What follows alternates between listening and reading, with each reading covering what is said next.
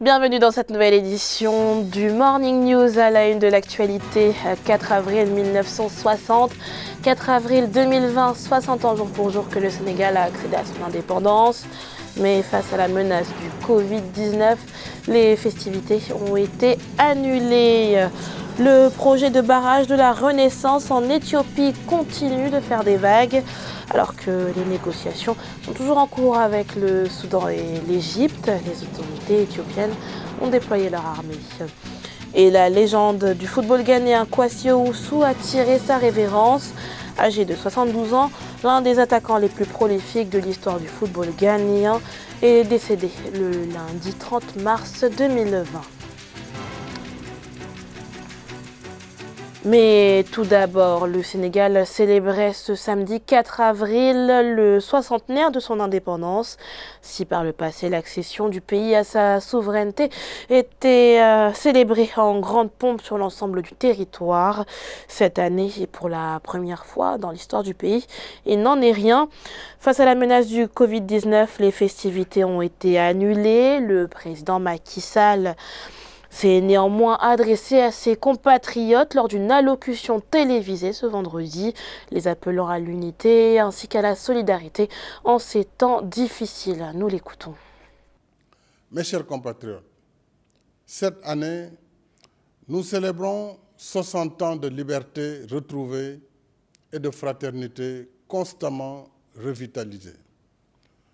Nous devons ce parcours paisible et convivial à notre commun vouloir de vie commune, à l'abri des turbulences qui déchirent les peuples et froissent leur destin. Ce legs des anciens nous engage à tenir ferme le flambeau de la liberté, de la paix et de l'unité nationale, afin qu'il continue d'illuminer notre voie et celle des générations futures. Un grand défilé civil et militaire devait marquer l'éclat de nos 60 ans d'indépendance. Mais les circonstances exceptionnelles liées à la sévère pandémie du Covid-19 ne permettent pas un tel événement.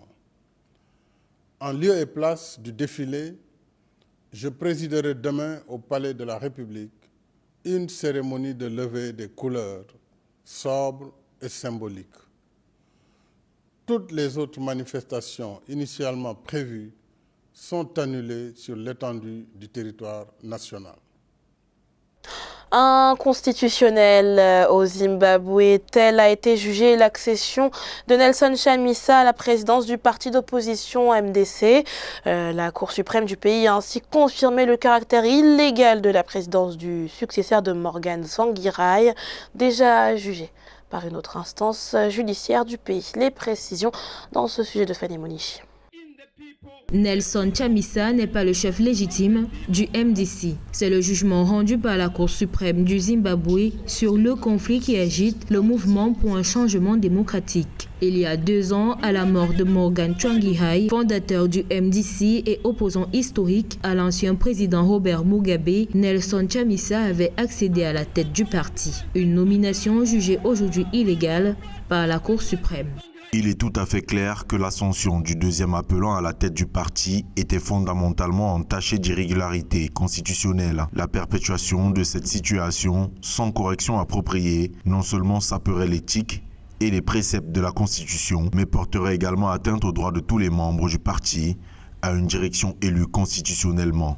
L'accession à la présidence du parti de Nelson Chamisa est contestée par l'ancienne vice-présidente du mouvement pour un changement démocratique, Thokozani Kupe, qui avait affirmé qu'elle était le chef légitime pour remplacer Morgan Tsvangirai. Le parti s'est scindé en 2 factions, Thokozani Kupe à la tête du MDC-T et Nelson Chamisa à la tête de l'alliance MDC, sous la bannière de laquelle il a contesté l'élection présidentielle de 2018 qu'il a perdue de justesse face au président sortant, Emmerson Mnangagwa. Nelson Chamisa est aujourd'hui l'étoile montante de l'opposition zimbabwéenne. Donc le pouvoir fait tout pour l'écarter. Maintenant, pour laisser celui qui estime que c'est certainement le maillon faible de l'opposition, je demande à l'opposition de se donner la main pour vraiment triompher aux urnes par la voie démocratique. pour écarter ces militaires. La décision de la Cour suprême signifie que celui qui dirigeait le MDC à l'époque de Morgan Tsvangirai revient automatiquement à ses positions sous la bannière MDC Alliance. Morgan Komiki, ancien vice-président du parti, a salué la décision, affirmant que la plus haute juridiction avait mis un terme à un différend qui affecte depuis longtemps la formation politique. Les relations entre l'Éthiopie, le Soudan et l'Égypte toujours en proie à l'embrasement. Au cœur des tensions, la construction du barrage de la Renaissance. Le pays a déployé sa force armée près du barrage dans l'optique d'achever les travaux en juillet 2020. Et ce, bien que les négociations avec les pays frontaliers soient toujours en cours. Kamesh Katapouli. Les tensions montent d'un cran au sujet du barrage de la Renaissance. L'Éthiopie, qui célèbre les 9 ans du chantier, a décidé d'arborer sa force armée. Le pays a déployé des chars, des véhicules militaires et des soldats à proximité du barrage. L'occasion pour le Premier ministre éthiopien Abiy Ahmed d'annoncer la fin des travaux prévus en juillet 2020, qui sera suivi du remplissage du barrage. Pour nous, c'est la seconde chose la plus importante après la vie humaine. D'une valeur de 4 milliards de dollars, le projet est en construction sur le Nil bleu en Éthiopie. Mais il sème la discorde avec le Soudan et l'Égypte, qui sont eux aussi traversés par le Nil. Capitale pour le développement économique de l'Éthiopie, le projet inquiète particulièrement l'Égypte, qui dépend du Nil pour s'approvisionner en eau potable. Depuis, des négociations sont en cours entre les trois pays, mais aucun accord n'a été conclu. La sortie, l'initiative militaire de l'Éthiopie est tout simplement une manière de monter des enjeux pour être à mesure au moment de la décision sur les négociations qui existent là-dessus, de pouvoir être dans une position assez confortable qui lui permette de négocier en préservant les intérêts qui sont les siens. Avec une production de 6000 MW, le Gerd doit devenir le plus grand barrage hydroélectrique d'Afrique. Long de 1,8 km, il est censé être opérationnel d'ici 2022. Le Gabon affine sa riposte contre le Covid-19. Pour la troisième fois en l'espace de 2 semaines, le président Ali Bongo Ondimba s'est adressé à la nation à travers un discours faisant état de la batterie de mesures prises pour enrayer la propagation du virus, dont le confinement partiel du Grand Libreville. Les précisions dans ce sujet de Graziella Tchakounte. Personne ne sera laissé de côté, a-t-il déclaré. Pour matérialiser cette promesse, le président gabonais Ali Bongo Ondimba a annoncé ce vendredi 3 mars lors d'un discours à la nation, le deuxième en 2 semaines, une panoplie de mesures pour aider le peuple à faire face à la pandémie de Covid-19. Concrètement, une enveloppe de 250 milliards de francs CFA d'aide sociale a été débloquée. Il est prévu entre autres le paiement des factures d'eau et d'électricité pour les couches les plus vulnérables de la population, la gratuité des transports assurée par les compagnies publiques ou encore la mise en place d'une banque alimentaire.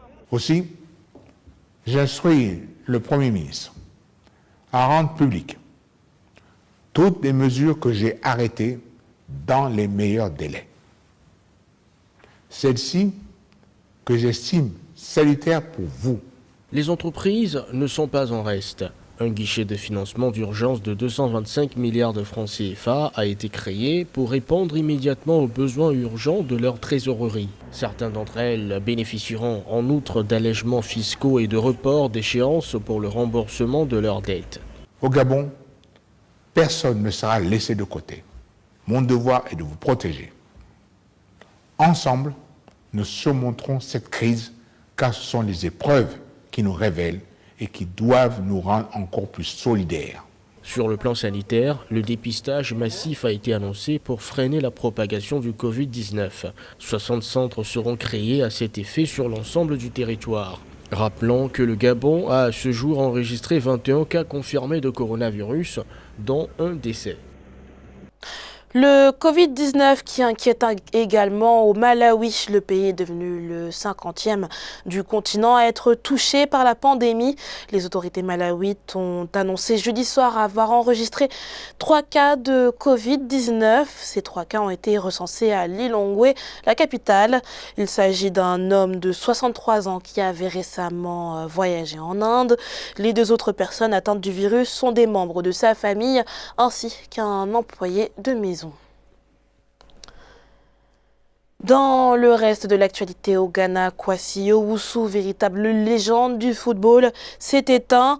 L'ancien entraîneur des Black Stars a tiré sa révérence à l'âge de 72 ans le lundi 30 mars à Sunyani, Grazela Chakunde.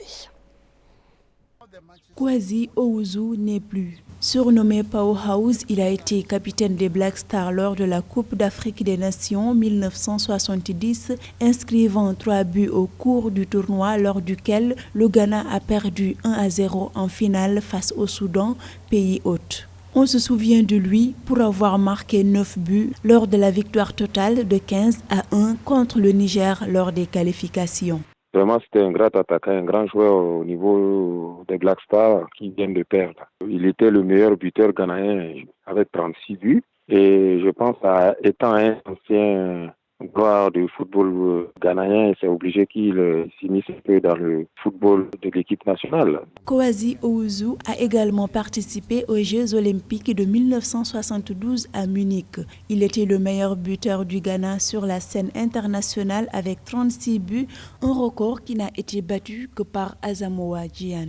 En club, il a joué pour Tano Bofo Awokwa, dont il reste une légende. On a bien vu le décès, on parle toujours dans le foot, de Pape Diouf, vraiment qui était une personnalité du football, journaliste sportif, agent de joueur, et président de l'Olympique de Marseille. Et il était vraiment très aimé dans le milieu footballistique, qui repose tous en paix. Un début d'année difficile donc pour le football africain, marqué également par le décès à 68 ans de l'ancien président de l'Olympique de Marseille, Pape Diouf. Ahmad, président de la Confédération africaine de football, a salué la mémoire d'un homme exceptionnel.